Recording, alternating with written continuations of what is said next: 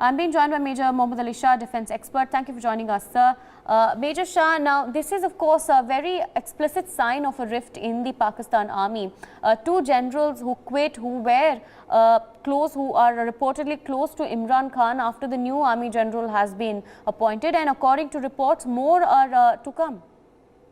You are absolutely right, Aarti. The thing is, if I'll give you an example of General Faiz Ahmed. I'll give you his example because he's more prominent. Others would be able to connect than any other general over there. Since he had gone to Taliban and he shot to fame, he's gone to Afghanistan, he shot to fame with his association with Taliban that time. Now, General Faiz Ahmed was Imran Khan's favorite. He also helped Imran Khan to come into power. His contribution was there. Imran Khan, in fact, stood up for him and fought for him when he did not sign on the posting orders which General Bajwa had sent initially, that he should be moved out from the DGISI. That is what the whole misunderstanding between the whole problem between Imran Khan and General Bajwa, the ego clash started from there.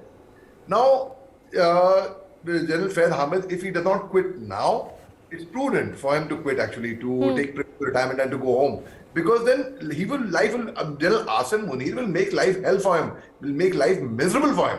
And so for the others who are likely to follow suit right now. Because as it is now, there is a divide in the Pakistan army. And as we all know that in Pakistan, it's the Pakistani army which rules the roost. It is not the government of the day. So there has been a regime where Imran Khan was in power. And now there is a different regime now. Also, incidentally, about a year back, there was a plot to assassinate General Bajwa. There were 14 officers of the Pakistan army which were arrested. And these were not Baluch officers, mind you. These were regular officers who were plotting against General Bajwa. So there was a rift in Pakistan army even at that time. Now, if these officers don't quit now and do not quit, I mean, it's only prudent for them. They want to go home gracefully this way. But there is going to be a solid rift. And then I'm telling you, we were anticipating that, tomorrow General Bajwa formally officially retires. And we were expecting the new chief appointment to be announced perhaps, say, just a few hours, 24 hours before General Bajwa would announce a military rule, martial law, and then take over and get an extension that way in a smart way. But then with General Asim Munir's appointment coming up, he was the DGISI when the Pulwama attacks happened. And in fact, his involvement was, so I would say, congratulations Pakistan for getting a third-rate chief of army staff who has only plotted, who has only spread hatred. And, so the rift in Pakistan army, in fact, I would say the split over there is going to be, the Pakistan is digging their own grave in a lot of ways.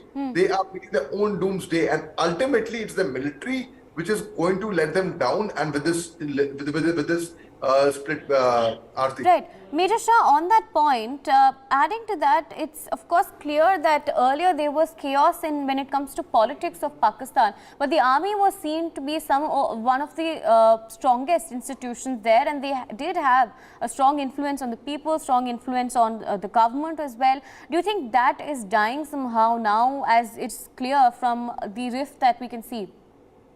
Most certainly, yes, Aarti, you are 100% right, and Pakistani army is losing their sheen for whatever, if they had at all, for that matter. But it is, Pakistan army is going to become very, very weak in the near future, because already in a country, the defense, the army is the last line.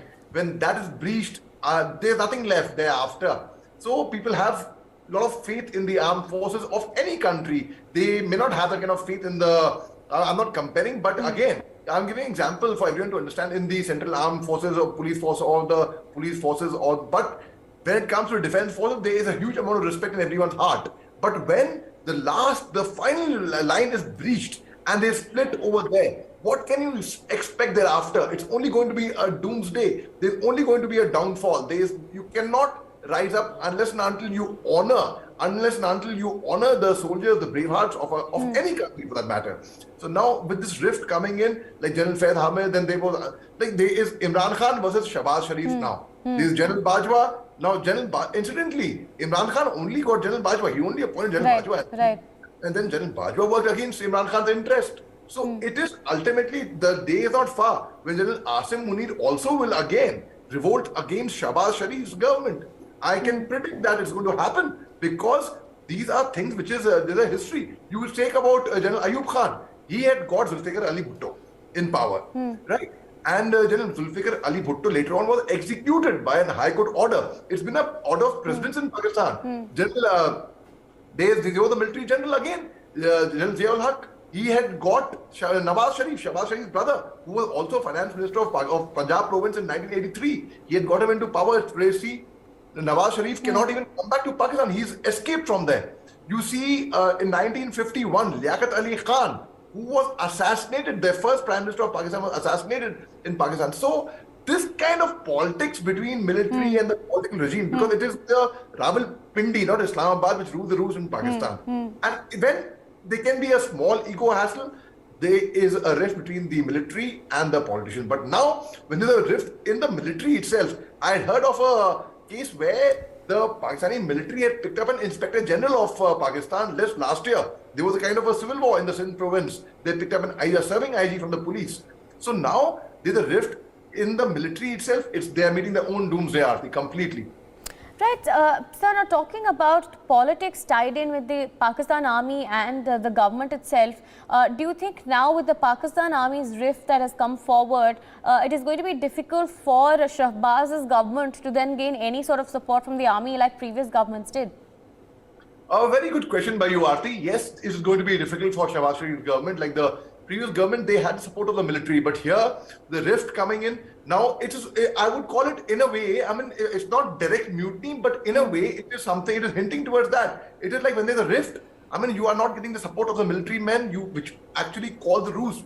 So now that way, even the chief of army staff of Pakistan, who actually rule the roost, he also would lose his sheen ultimately. He would not be as powerful as how the previous chiefs of Pakistan have been. And in fact, there is a very funny video of a Pakistani politician in the parliament. He's saying, firstly, I would like to congratulate the Pakistani army chief and General Asim Munir. And then he also is congratulating the chief of the army staff. Perhaps what he meant to say was the chief of the defense staff's committee.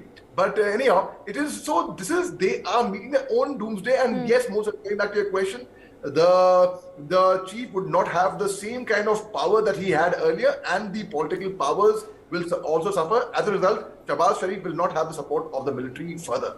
Right, last question to you, Major Shah. How big of an embarrassment is it for Pakistan itself that such a pure institution like the army, the armed forces of a nation, is so tied up in politics that is a major concern for the army chiefs, for the generals there, the politics and the affiliations that they're focusing on at this point?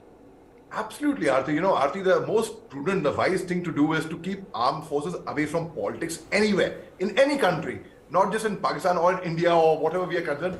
In anywhere, keep politics aside from the military. But now when the military itself has a large stake in the politics of any country, this is the state what happens in Pakistan, because the military is too engulfed, too embroiled, too involved in the politics over there. Who is going to be the prime minister, who's going to be the president, who's going to come to power, what is going to happen, what are the decisions going to be taken. So it is a military when they decide.